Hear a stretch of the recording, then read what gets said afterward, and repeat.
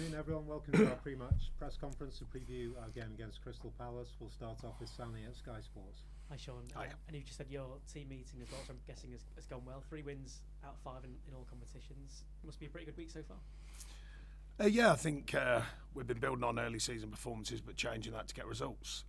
The details I spoke about, both ends of the pitch are improving. The demand has been obvious, I think, from the players to make sure that we do improve on them metrics and take our chances and be solid the other end. So a good mix so far, or certainly recently, bringing early season form but without results into form plus results. In the 1-1 against Brighton, you had only 20% of the ball. Do you think possession football and all this talk around that, is it overrated? I don't think it's overrated. I think there's certain games require certain ways of playing. We hope to do better with the ball, I must make that clear, particularly on counter-attacking when we got in so many good positions. But on the other side, the defensive side was very good, very pleasing. The will, demand, the energy of the side and the commitment to basically stop them from creating many chances. They get a lucky break, sometimes that happens. They're a very good side. But no, I think we've seen a balance this season of the way that we can perform. We've seen games where we've dominated with the ball and the metrics with the ball. I spoke about that more early in the season, XG, etc. But it's pleasing for me as the manager to see different ways of affecting games, because over a season in the Premier League, I think I'm pretty experienced in it. You know, unless you're the superpowers, particularly historically over the last number of years, Man City, I think you have to flex and change. You know, that's what I've learned about the Premier League, and I think we're showing signs that we can do that, and the players can do that. VAR, it seems a conversation that you can have every single week, but I know there were some issues for you last week.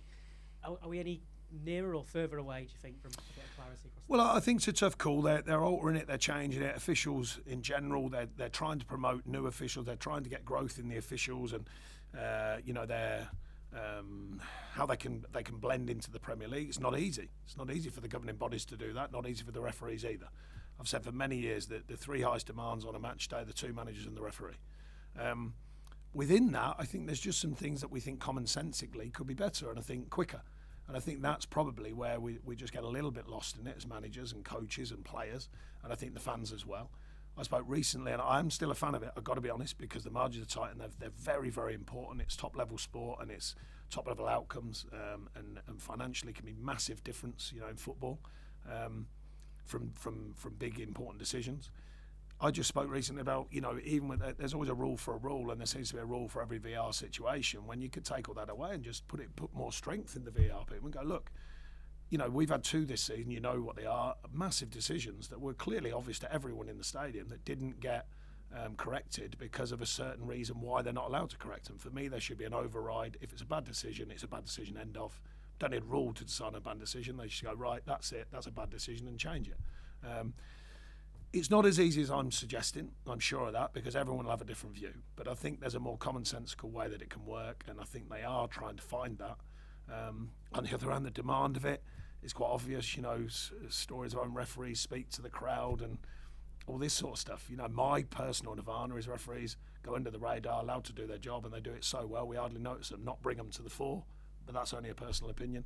I've got a lot of respect for referees. I think it's a hard job.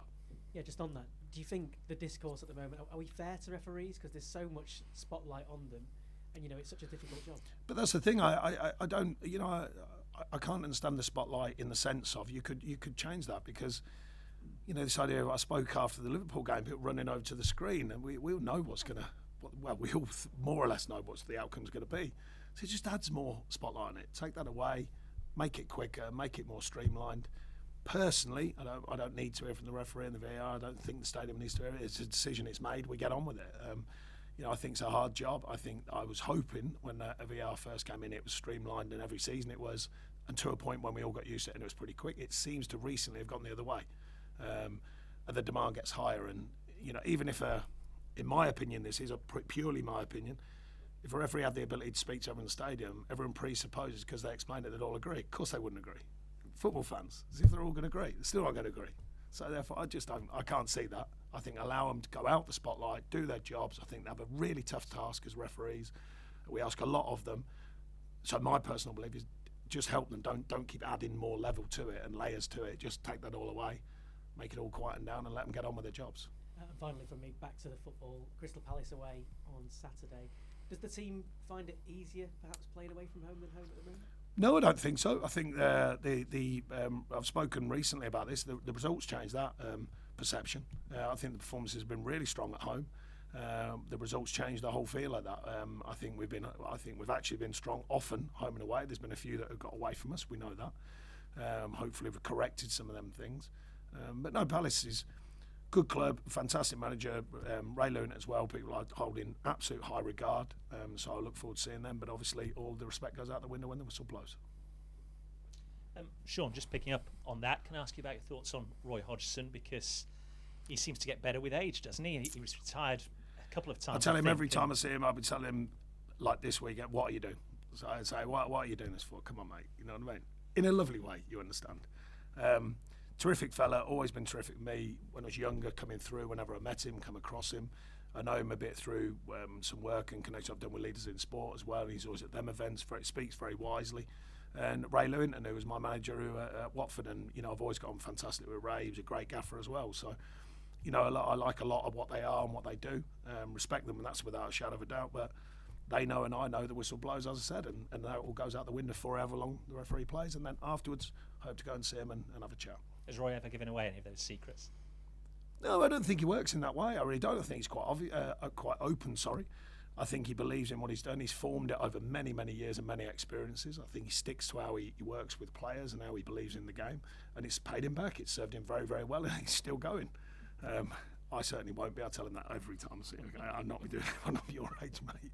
But it's a marvel to the fact he's still got the bug and the heart and desire to keep doing it. And Ray as well.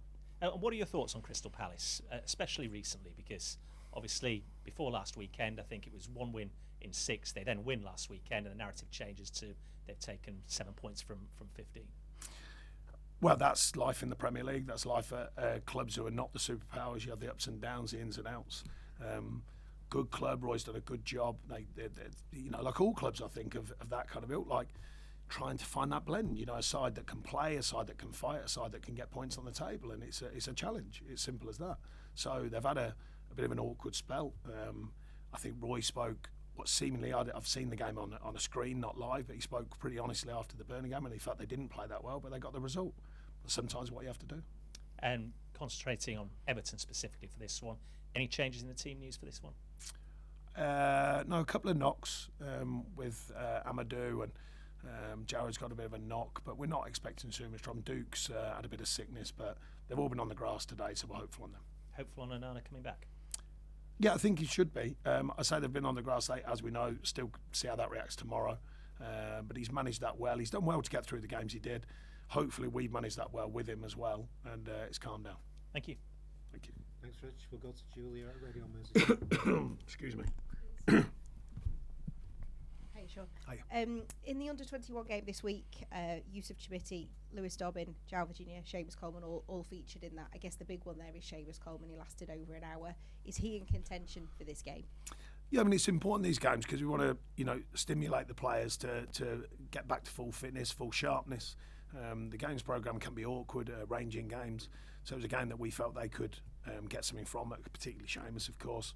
He's still coming back to true fitness, but he's doing great. He's put a lot of effort into getting back to real fitness levels. He's desperate to get back involved, you can imagine, and be around it. But he's been terrific since he's been back around the group, and that helps. Yusuf getting a goal and working very hard. Dobbo needed a game, playing well, and some good habits. And I'm pleased for the young players to come through that. Another good sign of a group working hard to get a result.